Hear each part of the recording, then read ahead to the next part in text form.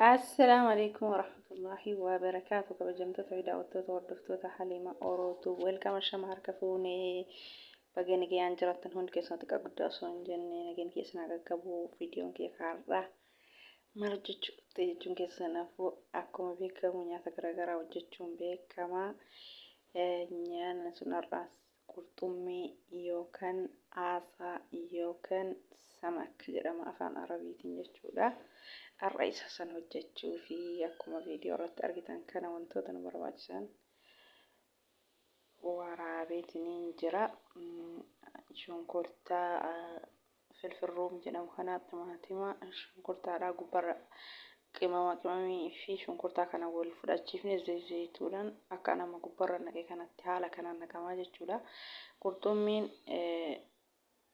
akkanumatti wantootuma kanaan bilchaata malee bishaan ittiin naqamu jechuudha. Qurxummii yeroo bilcheeffamu kan beektanii kan beekne immoo irraa barataa jechuudha. Akkaataa qurxummiin itti hojjetamu yookaan samak yookaan aasan akkamii akka hojjetamu jechuudha. Haala kanaan hojjetama.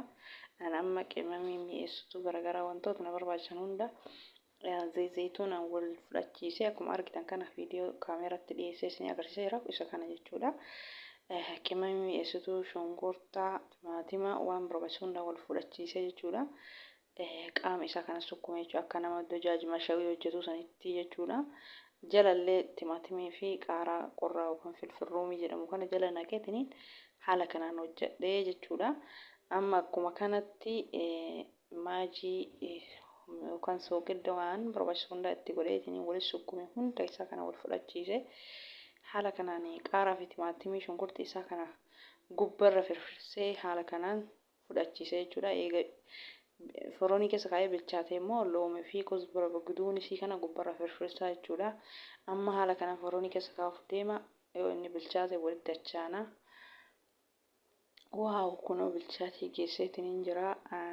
Amma loomii kosbora bagduunis san gubbarra firfirsee jechuudha. Akkuma reefsiniin jedhe.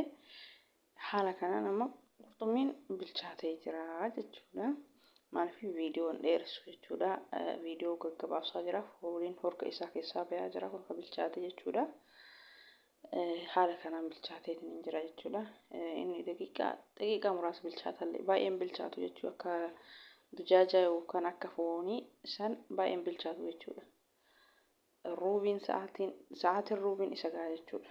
Daqiiqaan ruubiin sa'aatiin yaanii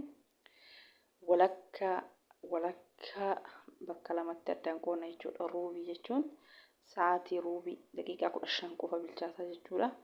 Hin turu jechuudha. Qurxummiin maashaallah kunoo haala kanaan bilchaateetiin jira jechuudha. Daqiiqaa muraasa keessa bilchaata. Ani maaliif viidiyoo gaggabaabsee akka isinitti hin dheeranne daqiiqaa 5 daqiiqaa 4 haala kanaan qurxummii haaluma salphaan hojjechuu dandeenya. Qurxummii sammuu kennallee akkuma san firii godha. Doktorri illee ni ajaja jechuudha. Qurxummiin gatiin isallee akkasuma widdiidha. Akkasuma immoo faayidaa guddaa qaba jechuudha. Sammuu kenna firii nu godha.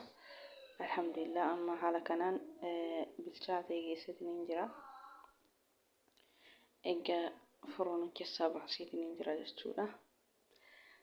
Akka ajaa'ibaa kana mi'aawallee dafee bilchaatallee daqiiqaa muraasa keessatti yoo sun bilchaata jechuudha. Haaluma salphaan kun bilchaata jira sanitti mul'ataa jira. Baay'ee assalamu alaikum warahmatullahi wabarakatuh.